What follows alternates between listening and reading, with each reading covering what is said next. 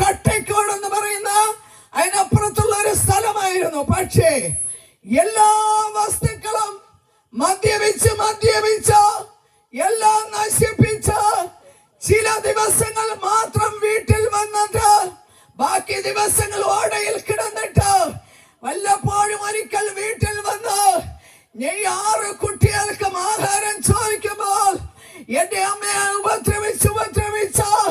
ഉപദ്രവം സഹിക്കവയ്യാതെ എന്റെ അമ്മ നടയിൽ കിടക്കുന്ന കിണറ്റിനകത്ത് ഞങ്ങൾ 6 എണ്ണവും വാരി എറിഞ്ഞിട്ട് എന്റെ അമ്മയും കൂടെ കിണറ്റിനകത്ത് ചാടി മരിക്കണമെന്ന് പലവട്ടം പ്ലാൻ ഒരുക്കി പോകുമ്പോൾ പിന്നെയും എന്റെ സ്വർഗത്തിലെ ദൈവം ഞങ്ങൾ 6 എണ്ണത്തെയും കൊന്നു കളയുവാൻ എന്റെ ദൈവം അനുവദിച്ചില്ല.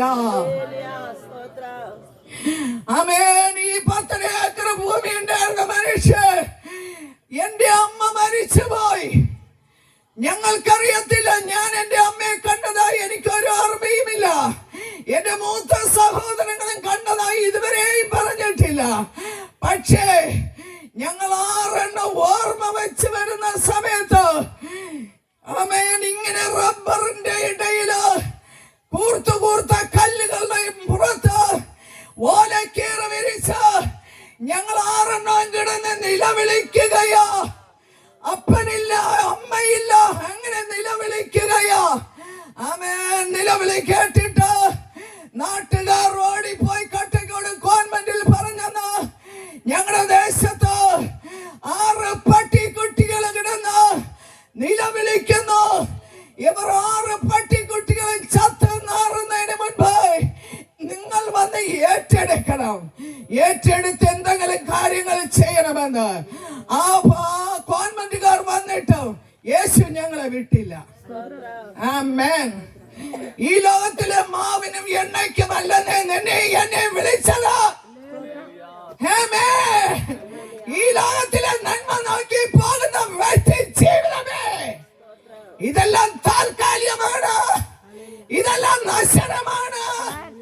ഇതെല്ലാം താൽക്കാലികമാണ്. ഇതെല്ലാം നശ്വരമാണ്. ഇതൊക്കെ നശിച്ചു പോകുന്നതാണ്. ആമേൻ. ജീസസ്.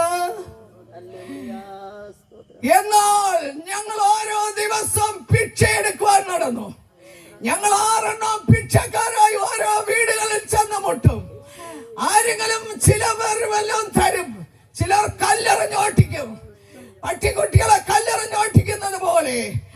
പക്ഷേ എന്റെ അച്ഛൻ ആമേൻ ഞങ്ങൾക്ക് വേണ്ടി ഉണ്ടാക്കി വെച്ചിരുന്നത് ഞങ്ങൾക്ക് 6 പേർക്കും ജാതകം പനയോല ഇലക്കിൽ എഴുതി വെച്ചിരുന്നു. അത്രയും തന്നെ ഉണ്ടാക്കിയത്. ആമേൻ.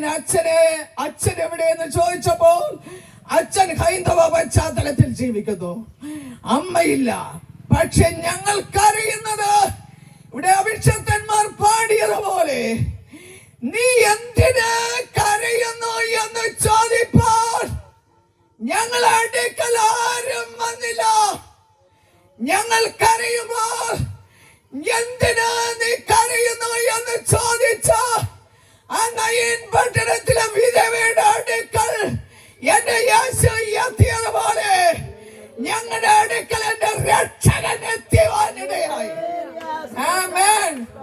ഞങ്ങളെ പഠിപ്പിക്കുവാൻ ആരുമില്ല, ഒരു വസ്ത്രം തരുവാൻ ആരുമില്ല, ഒരു ആഹാരം തരുവാൻ ആരുമില്ല. ഞങ്ങൾ ഇങ്ങനെ അലഞ്ഞ് തിരിഞ്ഞ് ഭ്രാന്തികളെ പോലെ നടക്കുമ്പോൾ ഒരു വസ്ത്രം ഉടുക്കുവാനില്ല. ആരെങ്കിലും തരുന്ന കീറി തുന്നിയ വസ്ത്രങ്ങളുമായി ഇങ്ങനെ അലഞ്ഞ് തിരിഞ്ഞ് നടക്കുമ്പോൾ ഒരു കാലഘട്ടമായപ്പോൾ കാഞ്ഞിരംകുളം സഭയ്ക്കകത്ത് ഒരു പടിവാതിൽക്കൽ ചെന്നിരുന്ന് ആദ്യമായി എന്റെ ജീവിതത്തെ ആരാണ് അവിടെ എത്തിച്ചതെന്ന് അറിയത്തില്ല.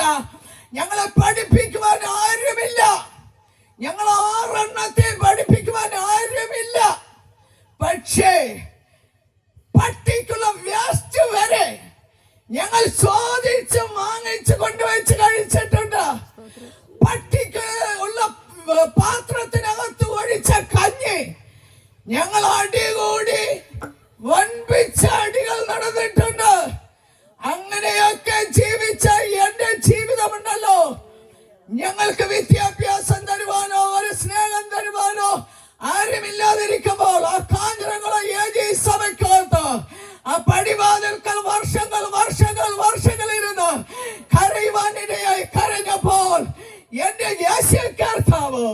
എന്നെ നേരിട്ട പടിവാതിൽക്കൽ എന്നെ തേടി വന്നു. ഒരു അഭിഷേകം എന്റെ ശിരസിൽ ഒഴിച്ചു.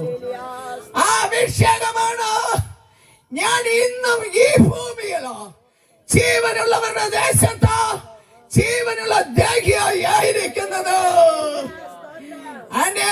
നാട്ടുകാർ പറഞ്ഞു കോഴി അടവച്ച് വിട്ടു, പക്ഷേ തള്ളക്കോഴി ചത്തുപോയി. ഇതാറ് കുഞ്ഞുങ്ങളെ ചത്തുപോകും, ഒന്നുപോലും രക്ഷപ്പെടില്ലെന്ന്.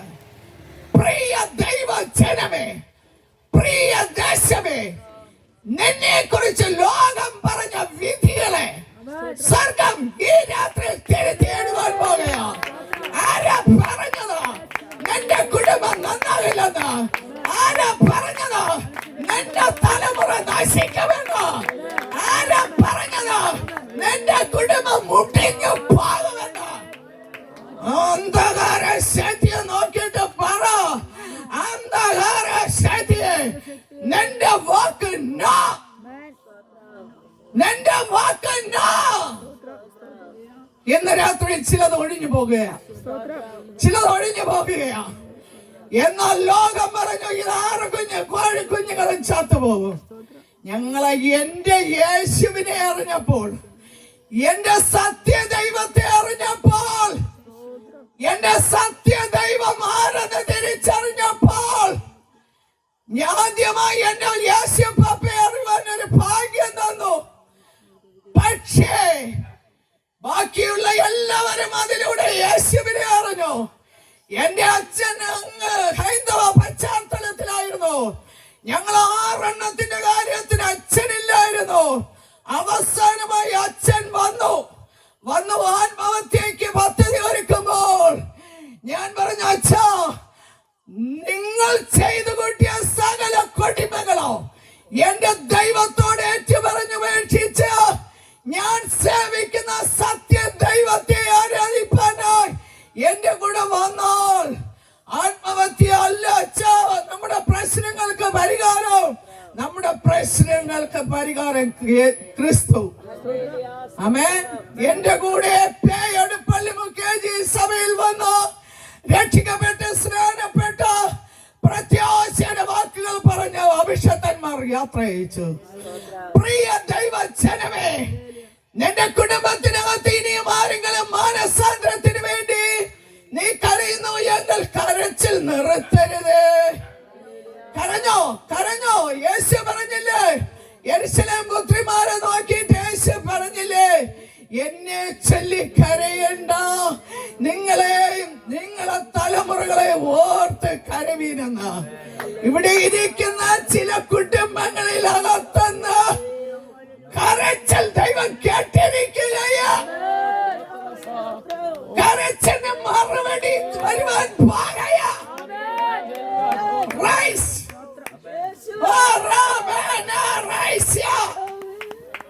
നീ കരയുമ്പോൾ നിന്റെ കണ്ണുനീര് മരുഭൂമിയിൽ വീണ അത് നശിച്ചു പോകുമെന്നാണോ നീ വിചാരിക്കുന്നത്?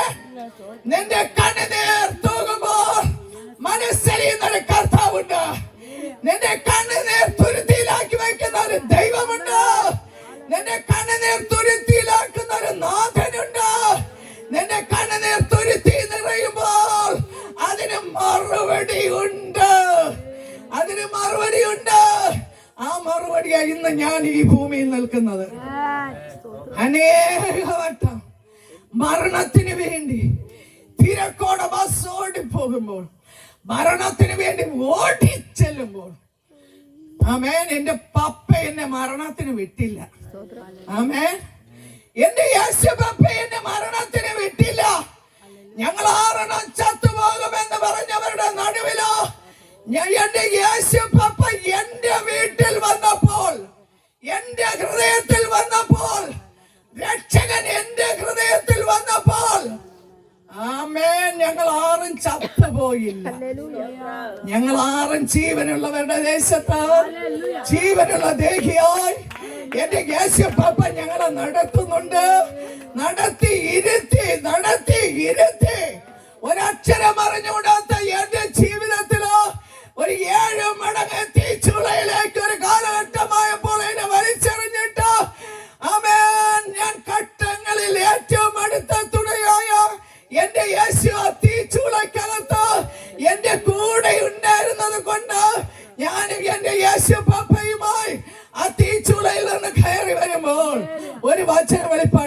തന്നു. ആ വചന വെളിപ്പാട് ചില ഇടങ്ങളിൽ സഭകളെ രൂപീകരിക്കുവാൻ ഉന്നതാഭിഷേക ദൈവദാസന്മാരെ കൂടെ 5-ാമത്തെ ദിവസത്തെ കൺവെൻഷൻ വലിയ വേദികളിലോ ആമേൻ യേശു കർത്താവിനെ ഇരുത്തുന്നുണ്ട്, നിർത്തുന്നുണ്ട്, നടത്തുന്നുണ്ട്. ആമേൻ. പലരും പല പ്രതിസന്ധികൾ എന്റെ ജീവിതത്തിൽ വരുമ്പോൾ ചോദിക്കാറുണ്ട്, ഇത്രയുമൊക്കെ പ്രതിസന്ധികൾ വന്നിട്ട് ഇനി നിനക്ക് ഒതുങ്ങിക്കൂടെയോ? ഞാൻ ചോദിക്കോ, ഞാൻ എവിടെയാ ഒതുങ്ങേണ്ടത്? എന്റെ അപ്പന്റെ മാർവിടമല്ലാതെ എനിക്കൊതുങ്ങുവാൻ ഈ ലോകത്തിൽ ഒരു സ്ഥലമില്ല. എനിക്ക് വേണ്ടി പ്രാണനെ തന്നവൻ എന്റെ പ്രാണനെ മടക്കി ചോദിക്കുമ്പോൾ എന്റെ പപ്പയുടെ വീട്ടിൽ എനിക്ക് എത്തണം. ആമേൻ ജീസസ്. ഞാൻ അങ്ങോട്ട് ചെന്ന് പറഞ്ഞു, പാസ്റ്റർ എനിക്ക് സ്നാനം വേണം. പാസ്റ്റർ പറഞ്ഞു, സുഭാഷിണി നീ ഇപ്പോൾ സ്നാനപ്പെട്ടാൽ എങ്ങനെയുള്ള ഭാവി ജീവിതമാണ് വരുന്നതെന്ന് അറിയത്തില്ല, നീ ഇപ്പോൾ സ്നാനപ്പെടണ്ട. ഞാൻ പറഞ്ഞു, പാസ്റ്റർ സ്നാനപ്പെട്ട ധനവാനെ പോലെ ഈ ലോകത്തിലോ ആഡംബരത്തിൽ അടിച്ച് പൊളിച്ച് ജീവിച്ച നരകത്തിൽ പോകുവാനല്ല പാസ്റ്റർ എനിക്ക് സ്നാനം. മധ്യാകാശത്തിങ്കൽ മണിപ്പന്തല് തന്റെ മണവാട്ടി സഭയിൽ ചേർപ്പോൾ എന്റെ യേശു വീണ്ടും വരുമെന്ന് പറഞ്ഞു. ആ വീട്ടിൽ എനിക്ക് പോകണം, എനിക്ക് സ്നാനം വേണം. എന്റെ പ്രിയ സഹോദരങ്ങളെ, എന്റെ പാപ്പ ഇന്ന് നിർത്തുന്നുണ്ട്. അപ്പന്റെ